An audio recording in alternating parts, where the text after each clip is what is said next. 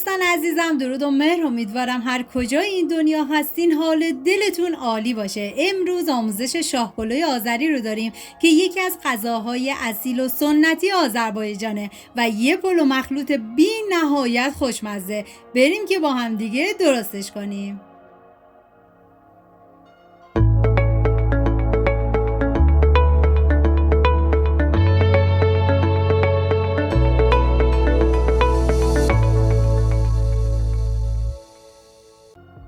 مواد لازم: گوشت، گردوی خرد شده، کشمش، قیسی، آلو بخارا، هویج، پیاز، زعفران، لیمو ترش و ادویه هم شامل نمک، فلفل سیاه، زردچوبه، دارچین و پودر گشنیز هستش. من اندازه های دقیق و داخل دیسکریپشن نوشتم. پیازی که داریم به صورت اسلایسی من ریزش میکنم و فرقی نمیکنه، به هر مدلی که دوست داشتیم میتونیم پیاز رو ریز کنیم. و بعد از اون هویجی که داریم باید کاملا به صورت خلالی ریزش کنیم و بهتون پیشنهاد میکنم که این شاهپلوی آذری رو درست کنید که مطمئنم هر کی بخوره عاشقش میشه. حالا ما این مواد آماده کردیم، میذاریم کنار. داخل قابلمه من کره حیوانی ریختم. شما از هر نوع روغنی که دوست دارین میتونین استفاده بکنید، فرقی نمیکنه. و حالا پیازی که ریز کردم و بهش اضافه میکنم و هم میزنم و میذارم تا پیاز سرخ بشه. و بعد از اون حالا ما مقداری از ادویه ها رو توی این مرحله به گوشت اضافه میکنیم: پودر گشنیز، زردچوبه،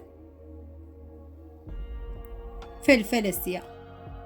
ببینید توی رسیپی اصلیش پودر گشنیز نبود، پس قابل حذفه.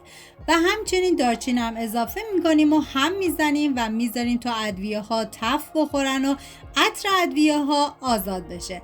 و بعد از اینکه تف خورد حالا گوشت رو بهش اضافه میکنیم. ببینید شما میتونید هم از گوشت گوسفندی رو استفاده کنید هم از گوشت گوساله، فرقی نمیکنه. و بعد از اون یه هم میزنم و میذارم تا گوشتم یه تفت مختصری بخوره. همین که گوشت کمی تغییر رنگ داد کافیه. و بعد از اون آب بهش اضافه میکنیم و میذاریم تا گوشت کاملا بپزه. این شاهپلوی آذری میتونه یک گزینه عالی برای مهمونیاتون باشه و مطمئنم که هر کی بخوره عاشق این غذا میشه. و حالا من میذارم تا گوشت بپزه. توی این فاصله داخل تاب من کره حیوانی ریختم و همیشه گفتم برای غذاهای سنتی اگر امکانش بود از روغن کره حیوانی استفاده بکنید بهتره. و بعد از اون پیازی که ریز کردم و بهش اضافه میکنم، هم میزنم و میذارم تا پیازی تفت مختصری بخوره. همین که پیاز کمی نرم و شیشه‌ای شد کافیه، چون من میخوام بهش هویج رو اضافه بکنم. و بعد از اون یه هم میزنم و میذارم تا پیاز و هویج با هم دیگه مخلوط بشن و بعد از اون میذارم تا هویج و پیاز کاملا با هم دیگه سرخ بشن. واقعا دم آذریای عزیزمون گرم با این پلو مخلوط بی نهایت خوشمزه شد. و حالا من سر تابه رو میذارم تا هم هویج کمی نرم بشه و بعد از اون سرخ بشه. و بعد از 10 دقیقه من سر تابه رو برداشتم و دوباره یه هم میزنم. و حالا نوبت اضافه کردن بقیه مواد هستش: قیسی، آلو.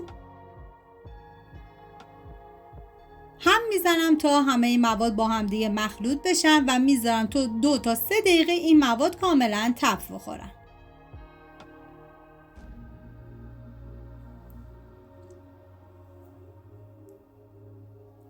و حالا گردوی خرد شده رو بهش اضافه میکنم. ببینید زمانی هم که گردو رو اضافه کردید زیر حرارت کم باشه و بذارید به مدت 2 تا 3 دقیقه گردو هم تف بخوره و بعد از اون حالا بقیه مواد رو بهش اضافه میکنیم. حالا من اینجا کاملا هم میزنم.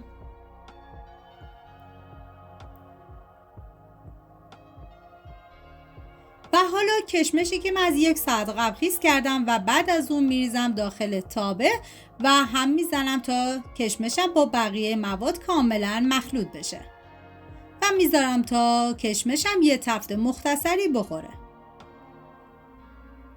ببینید از این که میگیم مواد رو تو هر مرحله که اضافه میکنیم میذاریم یه تفت مختصری بخوره، چون هر دفعه مواد بقیه رو اضافه میکنیم این مواد دیگه کاملا سرخ میشن و من سر تابه رو گذاشتم به مدت 10 دقیقه با حرارت کم تا همه این مواد کاملا نرم بشن و یه تفتم بخورن و بعد از 10 دقیقه من سر تابه رو برداشتم و یه هم زدم و بعد از اون دیگه نوبت اضافه کردن گوشت هستش که گوشت من دیگه پخته شد و ریختم داخل تابه و یه هم میزنم و میذارم تا گوشت با بقیه مواد مخلوط بشه و بعد از اون میذارم تا گوشت سرخ بشه.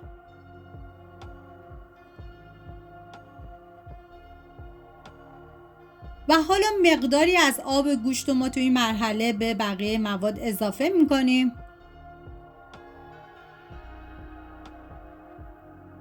یه هم میزنم. واقعا جای تک تک شما دوستان عزیز خالی دست به کار بشین و این غذای خوشمزه رو درست کنید. و بعد از اینکه دیگه همه مواد با هم دیگه مخلوط شدن من سر تابه رو میذارم به مدت 5 دقیقه دیگه تا این مواد کاملا نرم بشن و بعد از اونم سرخ بشن. بعد دوباره یه هم میزنم. واقعا تنوع پلو مخلوط تو ایران ما خیلی زیاده و یکی از یکی خوشمزه تر. و حالا بقیه ادویه ها رو توی این مرحله به موادمون اضافه میکنیم. دارچین، فلفل سیاه، زردچوبه، نمک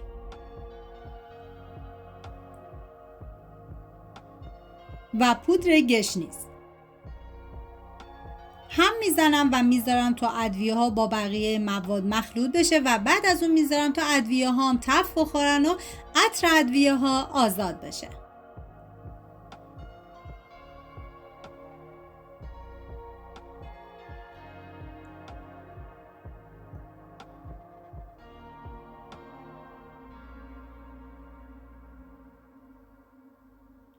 و حالا مقداری زعفران به مواد اضافه میکنم و یه هم میزنم.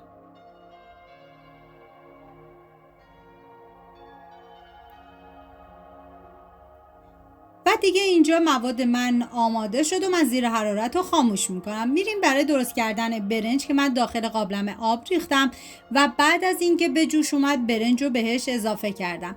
ببینید برای غذاهایی که پلو مخلوطی هستن برنج رو نباید بذاریم که خیلی له بشه. همین که برنج کمی دونه داشت و زنده تر بود باید ما آبکشی کنیم که اینجا دیگه برنج من آماده است و من بعد از اون آبکش میکنم.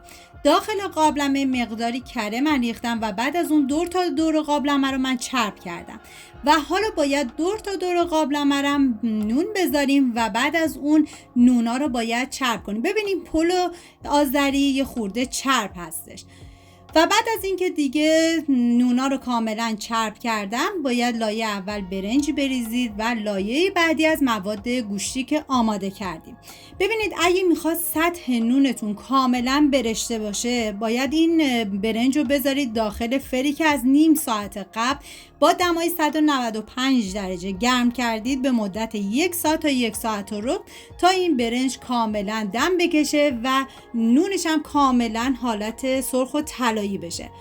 ولی اگه خواستیم مثل من روی گاز این کار رو انجام بدید میذارید به مدت 1 ساعت و 15 دقیقه با حرارت متوسط این برنج کاملا دم بکشه. ولی ببینید روی گاز روی برنج روی نونتون کاملا طلایی نمیشه. برای همین گفتم اگه دوست دارید که روی نونم کاملا طلایی باشه بذارید داخل فر. امیدوارم از این ویدیو خوشتون اومده باشه. این شاه پلوی آذری خوشمزه رو درست کنید در کنار عزیزانتون از خوردنش لذت ببرید. اگه ویدیو رو دوست داشتید لطفاً ویدیو رو لایک کنید، برای دوستاتونم بفرستید. لایک و کامنتاتونم که کلی به من انرژی میده و کمک میکنه ویدیوهای من به افراد بیشتری نمایش داده بشه. مرسی که مثل همیشه تا آخر این ویدیو همراه من بودید. تا یه خوشمزه دیگر بدرود.